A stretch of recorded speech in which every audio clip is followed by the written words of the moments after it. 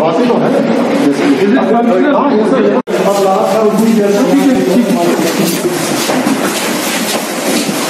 कितने lecture halls आपके? 15 है सर। ये ठीक है सर।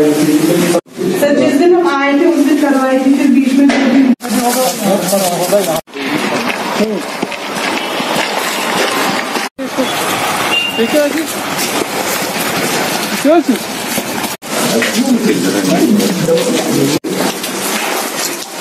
क्या था ये?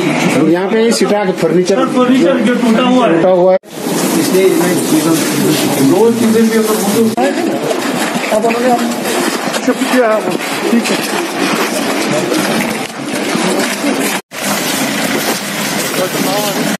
सरपंच साहब जनाब, मुझे बड़ा अच्छा लगा कि आप यहाँ पर हैं। क्लियर नहीं हुआ, आप आ जाएगा।